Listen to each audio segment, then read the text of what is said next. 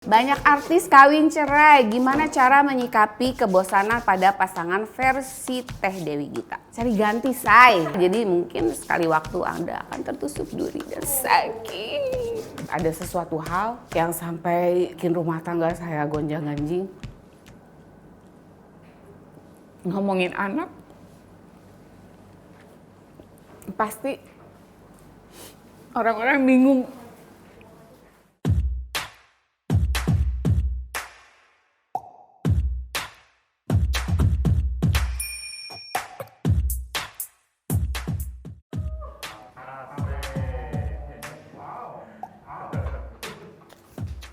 Saya adalah wanita pembawa amplop. Perkenalkan, saya Dewi Gita. Mungkin ada yang nggak tahu, saya kasih tahu ya. Dan saya adalah artis lama banget. Karena kan kalau yang lihat YouTube kan ya, anak-anak milenial, generasi Z, saya generasi kolonial. Baiklah, saya akan ikut penasaran seperti Anda semuanya yang sedang menonton. Saya juga penasaran ini isinya apa. Jujur, saya nggak tahu ini isinya apa. Bismillahirrahmanirrahim. Saya buka. Belum. Ternyata bukan uang. Oke. Sebagai musisi, apa kesulitan Teh Dewi berkarir di tengah pandemi? Jujur saya gak ada kesulitan. Selama pandemi, alhamdulillah, saya kan hobinya seneng di rumah. Jadi saya seneng banget, asik gak kerja gitu. Asik gak manggung, hore gitu, asik gak syuting. Saya seneng banget guys, yang gak seneng itu tabungan saya menipis, itu dia yang sedih. Kalau saya sih happy-happy aja. Menari kerap dikaitkan dengan hal mistis. Dewi Gita pernah mengalami langsungkah? Oh ya pernah banget. Kira-kira dari umur 9 tahun sampai saya umur 20 tahun dan saya sempat keliling juga untuk misi-misi budaya ke mancanegara. Itu saya kurang lebih ada 5 kali mengalami kejadian mistis.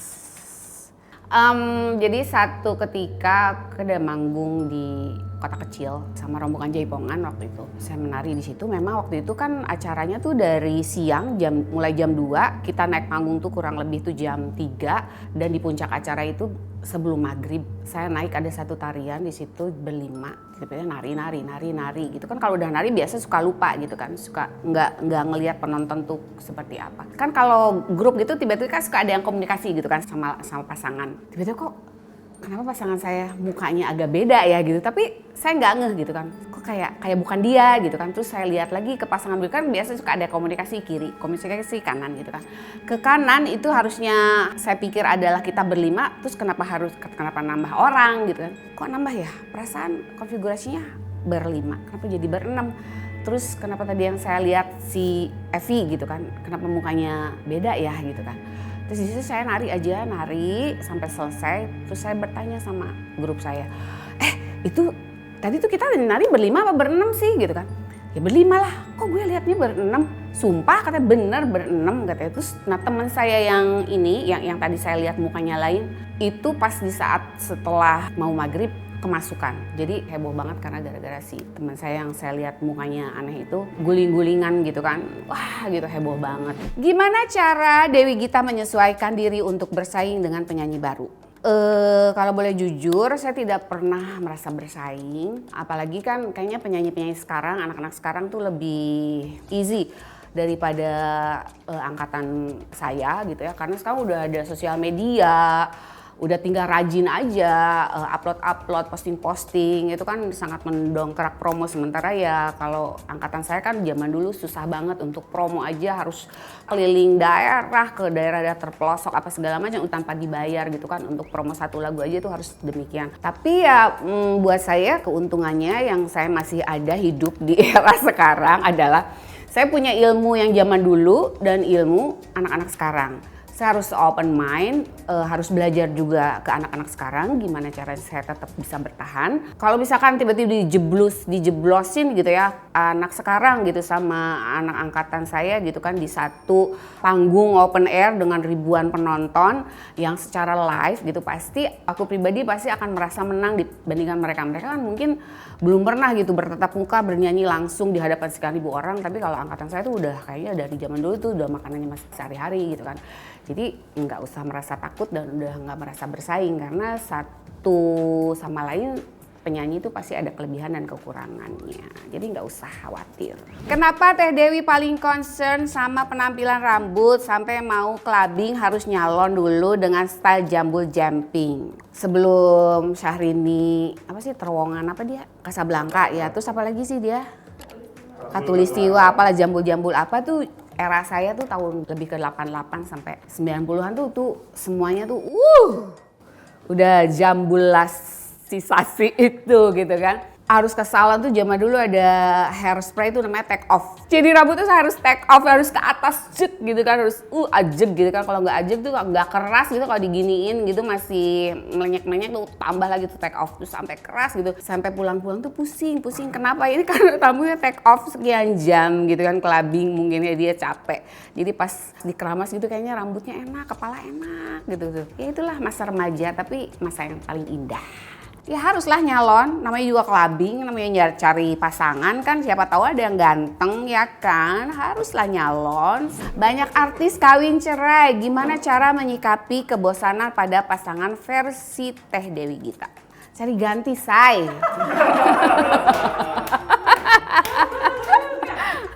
Kalau boleh jujur ya, HP aja ganti, minimal casing diganti, bosen kan? Kalau bisa pasangan juga ganti setahun sekali. Tapi kan nggak boleh ya, harus saat the one and only ya, hanya maut memisahkan. Yang menyikapinya ya udah suruh dandan lah, ganti casing. Tahun ini Brad Pitt gitu kalau malam-malam ketemu. Tahun besok siapa gitu kan. Pokoknya gimana caranya menyiasati aku sama Arman gak bosen. Ya pokoknya cari-cari percikan-percikan api yang mulai parem gitu alias padam. Harus gimana caranya membara lagi, itu mah rahasia. Apa makna haters buat Dewi Gita dan apa pesan buat para haters yang suka nyerang artis? Alhamdulillah saya nggak ada haters ya, karena kata haters juga udah nggak tahu.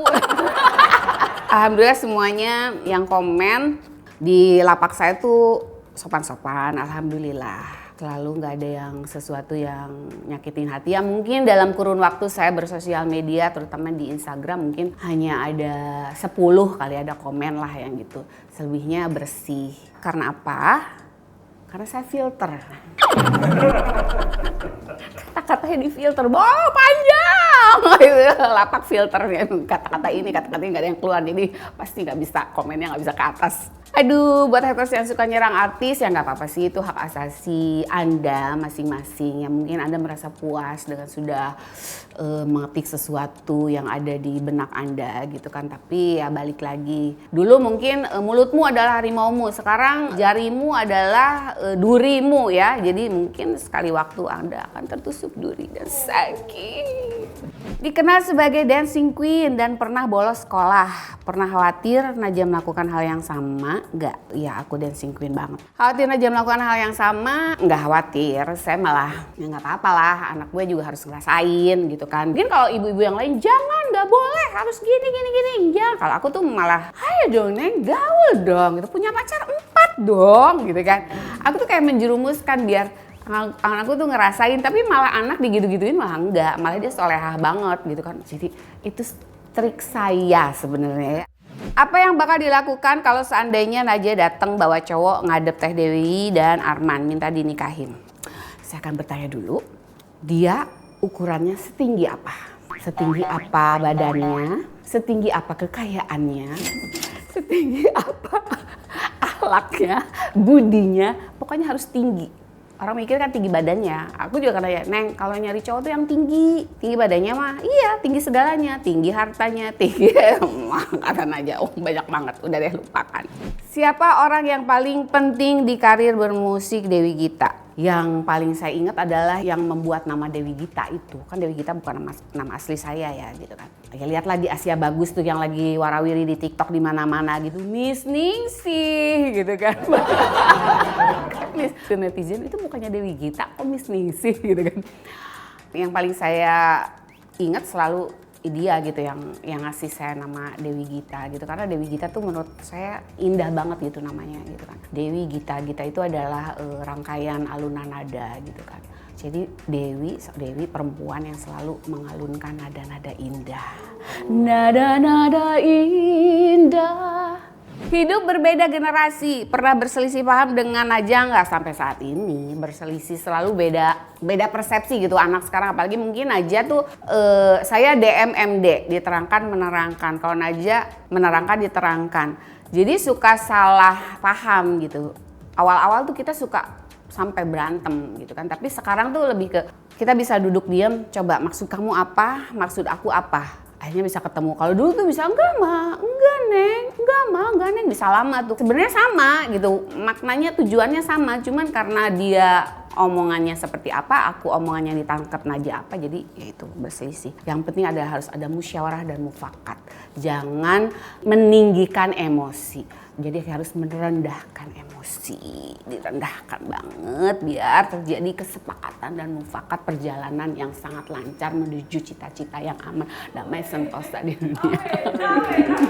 Pernah denial sudah berusaha setengah abad nggak teh? Oh pernah banget. Justru di saat aku umur berapa ya?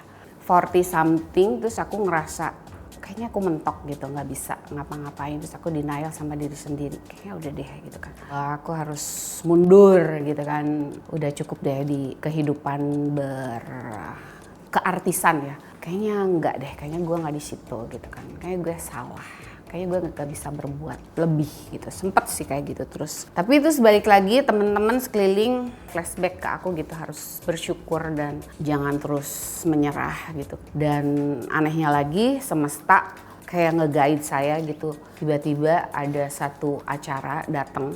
Waktu itu acara itu juga minta tolong hanya 2 minggu aja menggantikan salah satu talentnya yang memang nggak bisa absen.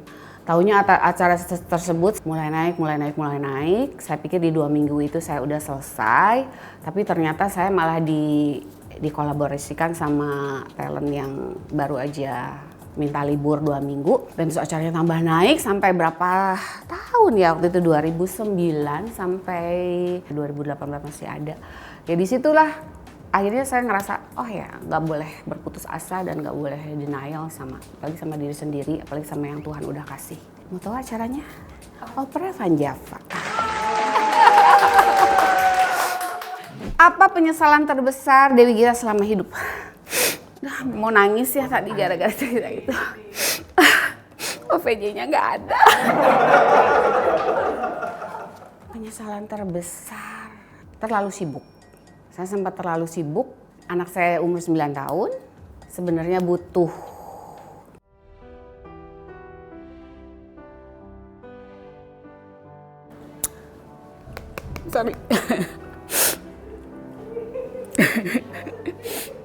pokoknya kalau ngomongin anak, pasti orang-orang bingung. Belum apa-apa nangis. Jadi kalau boleh, ya Allah. Jadi semuanya pasti ada pengorbanan. Kata Tuhan mungkin dikasih sibuk salah. Gak dikasih sibuk juga salah ya gitu, manusia. Jadi penyesalan terbesar adalah saya gak bisa mengatur waktu. Sehingga sempat anak kehilangan sosok saya sebagai ibu, pendampingan kasih sayang yang kurang, lagi dia di saat umur 9 tahun, lagi butuh-butuhnya saya, mungkin di pinggirnya dia, tapi saya nggak ada sampai umur berapa ya, berarti ya 2015 gitu, 16 tuh saya terlalu sibuk ya, kebayang kan waktu itu OVJ Selasa, Rabu, Kamis, Jumat 1 minggu saya off air.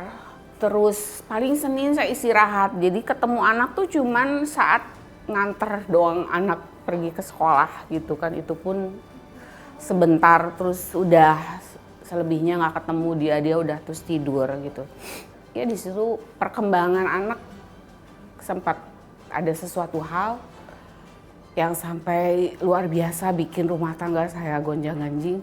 Itu penyesalan saya terbesar. Ya pelajaran buat saya adalah buat apa gitu sibuk cari uang kalau terus sekitar kita yang udah Tuhan kasih kita sia-siakan. Jadi justru kita harus jaga di sekitar kita untuk tetap utuh. Uang sebesar apapun gak akan cukup. Tapi kalau keluarga, keutuhan keluarga itu segalanya. Apa hadiah yang tidak ternilai yang pernah diberikan kepada Arman dan Najah? Kalau sama Arman, apa ya? Hadiahnya banyak sih ya. Kalau hadiah sih buat dia, saya pernah beliin mobil Ferrari dalam bentuk dummy. Ya rahasia lah, ada lah pasti. Saat-saat dia ulang tahun, saya memang selalu memberikan yang spesial, yang lumayan menguras tabungan. Tapi besoknya saya jual lagi kalau butuh. Kalau yang Najah ya mungkin sebenarnya nggak ada harganya ya, tapi mungkin untuk rasa saya pikir itu untuk Najah akan membekas sampai dia tua mungkin. Jadi kemarin saya di saat dia umur 20 tahun Agustus kemarin saya beri hadiah khusus karena memang kebetulan juga di saat umur 20 tahun itu kemarin dia meninggalkan orang tuanya di Indonesia, dia harus terbang ke Inggris untuk menuntut ilmu gitu kan. Jadi saya kasih hadiah apa ya gitu yang kalau barang pasti hilang, namanya juga anak-anak gitu kan. Akhirnya oh ya udah, saya bikinlah lagu yang biasa saya Nina Boboin dia dari umur dia kecil. Saya bikin lagu itu secara utuh, di aransemen komplit utuh sama Mas Anto Hood. Saya mintalah untuk kadonya Najah, ada saya bikin judulnya Anakku. Tanpa disadari gitu ya, si lagu Anakku itu yang saya ciptakan di saat umur Najah 3 tahun. Enggak 3 tahun, 3 bulan, sorry. Pokoknya masih bulan-bulan lah, tapi secara utuh saya bikin demo itu di umur Najah 3 tahun gitu kan. Jadi kalau Najah tuh udah hafal, orang di rumah mah udah hafal lagu ini. Karena sering saya nyanyiin kalau nidurin anak gitu kan. Tanpa disadari tuh kenapa saya ke orang-orang ini sengaja ya katanya ke Mas Anto Hood katanya aransemennya. Saya nggak kepikiran karena gara-gara orang bertanya, maksudnya sengaja seperti apa? Karena Mas Anto itu ya katanya ngaransemen lagu Bunda Meli terus biar seperti Bunda atau enggak, aku sih nggak kepikiran segitu. Terus apa karena Mas Anto Hood sama Meli anaknya yang pertamanya anakku lelaki ya? Hah enggak sama sekali. Tapi kok kayak ada satu benang merah gitu. Enggak sih, pas udah aja pas orang mau bertanya, oh ada nyambung ya, saya sih seneng, happy gitu. Jadi ada sesuatu hal yang terungkap gitu di situ. Jadi ya itu priceless lah gitu lagunya. Jadi kayak ada benang merah untuk si arrangernya Mas Anto Hood. Terus buat sayanya juga adalah lagu itu untuk sambung rasa Najah sampai dia besar. Biar jauh dari saya dia masih bisa muterin tuh lagu yang judulnya Anaknya sih saya ciptain gitu. Itu hadiah mungkin terbesar buat Najah dari saya. Bagian lagu Anakku, oh yang paling berkesan buat Dewi Gita. Sebenarnya sih berkesan tapi terus jadi aku nyesel gitu ya, kenapa harus nulisnya liriknya kayak ini gitu kan. Dulu tuh nggak kepikiran karena lirik sama sekali nggak ada yang dirubah. Cuman aduh kenapa dulu begini ya bikinnya, jadi kayak terbanglah. Suatu saat kau kan terbang, tinggalkan cinta dan sayangku. Lah dia terbang beneran ya, jauh gitu sampai ke Inggris. Kenapa harus itu liriknya? Ya itu sih jadinya berkesan tuh sama saya sampai sekarang. Terinspirasi dari mana lagu Anakku? Lagu Anakku tuh terinspirasinya adalah dulu, aduh kok lagunya Nina Bobo, oh Nina Bobo lagi ya gitu. Gak bosen ya anak gue gitu, aku aja bosen nyanyinya gitu kan. Ah udahlah saya bikin humming sendiri dulu.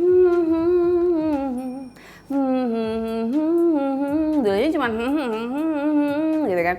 Terus Najah udah mulai ngomong, terus terbang, kan ini kayak nerbang tuh, terbanglah kemana kau kan tuh gitu tuh kan, gitu kan anak seneng ya gitu. Ya udah sih dari situ tuh lagunya akhirnya utuh. Terus dia itu sih sebenarnya terinspirasinya lebih ke nggak ada lagu lain gitu buat Nina Bobo ini. Udah akhirnya bikin sendiri. Cita-cita yang dikejar Naja itu jadi dari kecil tuh pengen jadi pelukis. Cuman emaknya tuh dulu, Neng ada nggak sih cita-cita yang balik modalnya cepet gitu ya. Kan jadi pelukis balik modalnya lama ya gitu kan. Ya nyanyi deh, kan dia juga senang nyanyi, senang musik gitu. Kenapa nggak jadi penyanyi aja gitu kan. Terus kan pintunya udah banyak terbuka, linknya banyak dari emak bapaknya gitu kan. Terus dia sampai dia ganti umur tetap pelukis. Dia menggambarnya bagus banget gitu. Keberuntungan saya sama Arman adalah dia nggak berubah cita-citanya sebagai penggambar atau pelukis adalah. Jadi kita orang tua bisa siap-siap nih nabung, anak mau kemana kuliahnya udah ketahuan tuh dari dia SMP, dia udah mau ke sana, ke art. Dia cari art yang paling bagus, dia pengennya jurusan ilustrasi di mana, ya udah di sana, udah kita nabung tuh dari jauh-jauh hari tuh mama bapaknya udah nabung. Itulah cita-cita yang dikejar Naja, mudah-mudahan bisa tercapai, menjadi sukses untuk dia bisa hidup sebagai manusia di dunia ini. Amin. Harapan yang ingin dicapai dari lagu Anakku. Harapannya sih dari saya pribadi, semoga menjadi sambung rasa dari pendengarnya. Sambung rasa kepada orang yang dicintai. Sebenarnya ini bukan hanya orang tua ke anak, tapi anak juga kalau dengerin lagu ini akan sangat realize gitu betapa besar cinta, betapa besar keikhlasan orang tua untuk dia sebagai anak gitu. Jadi yang belum jadi orang tua atau yang belum punya anak untuk dengerin lagu Anakku ini pasti akan menjadi sambung rasa dan bisa membangkitkan cinta dan sayang yang luar biasa pada orang tua. Amin. Amplop kedua. Oke. Ini harus dinyanyiin nih. Oke, lagu pertama. Mudah-mudahan ya nggak salah. Biar mak biar balik kanan bubar jalan, langkah tegak maju ninggal ke harapan palsu. Hey. Oke, yang kedua Dancing Queen. Harus one breath. You can dance, you can jive, having the time of your life. Ooh, see that girl was dancing, singing the Dancing Queen.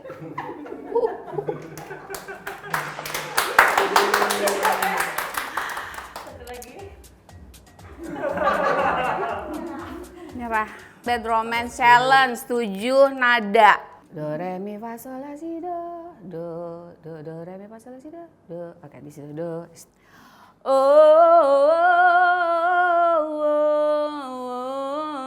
In the bad romance.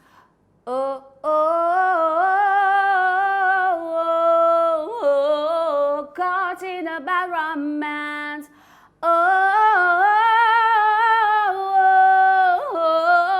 Caught in a bad romance. Caught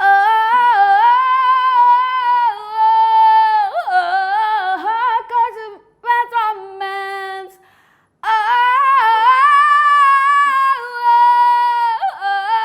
Caught in a bad romance.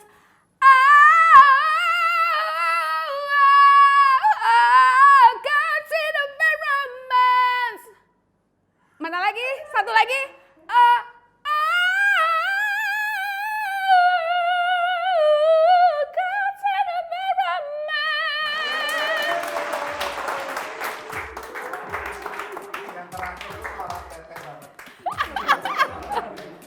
Kan pandemi ini udah jarang manggung ya, say. Itu suruh nyanyi 7 nada. Ini penyiksaan. Di sini saksikan terus konten Yakin Tahu hanya di official Trans 7 dan jangan lupa saksikan juga lagu single terbaru dari saya Dewi Gita yang berjudul Anakku. Pokoknya cari di Trinity Optima. Terima kasih. I love you. Kan selalu terbuka bila kau butuh rangkulku sayangku. Ku di